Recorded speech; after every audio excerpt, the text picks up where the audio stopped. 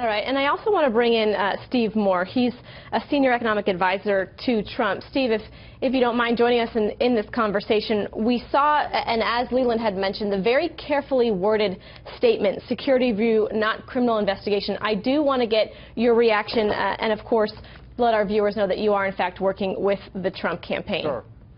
Well, look, Elizabeth, I think this is the scandal that just won't go away for Hillary. And, you know, she thought that this was going to be the end of the process. And with the news that's come out this week and even today about the FBI interview, it looks like this is the beginning stages of this. And, of course, what's on the mood of so many voters, as you all know, is the word that you haven't really spoken, which is indictment. Whether she's going to be indicted over these charges, that would throw a wrench in this whole campaign, wouldn't it? And so one other quick thing. It's interesting that Hillary's been so mum about this. She's tried to trivialize this whole scandal from the very beginning. But, you know, if you look at the Inspector General report that just came out a few weeks ago, it was interesting. She basically did not cooperate with the IG. It looks like she's lawyering up on this, which, you know, makes her look a little guilty to me. And I don't know if you're privy. Can you give us any insight on behind the scenes of the Trump campaign? You said you used the word indictment, but obviously campaigns need to prepare for all scenarios. On one hand, if there is an indictment. On the other hand, if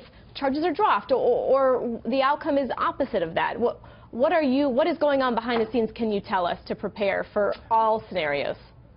Yeah, well, look, I work on economics with Mr. Trump, not this issue. But you know, there's so many different possible outcomes here. I mean, what happens if she does get indicted? I have no idea whether that's going to happen, although it's looking a little bit more probable than it was a week ago. How does that change the whole election season? What happens in the Democratic convention? Can she run for president if she's indicted? These are all questions that no one really knows the answer to right now.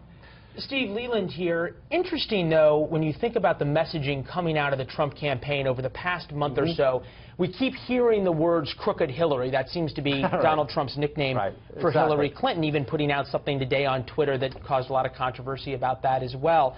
Yet that messaging from the Trump campaign really hasn't seemed to work in the polls. Over the past month or so, if you look at the averages, Donald Trump's gone down by 4, 5, 6 points in the horse race poll. So why is the American public not responding to what you're talking about right now?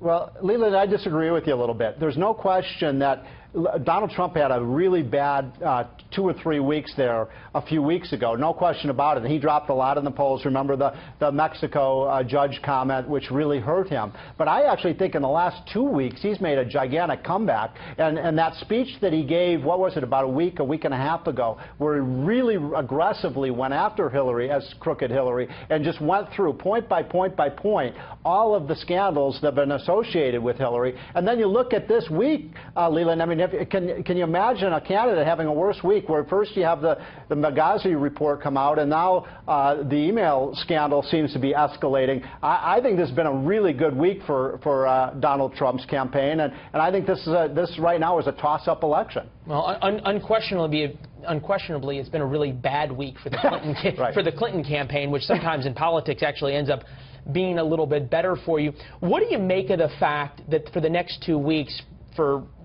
Clinton is going to have to not only be answering questions about what she answered to the FBI, she's going to have to be talking about the email scandal. She's going to be having to talk about Clinton, meaning her husband, meeting with the Attorney General, something that clearly didn't work out so well or as planned. How does Donald Trump capitalize in the next 2 weeks to try to take the wind out of her sails going into the DNC?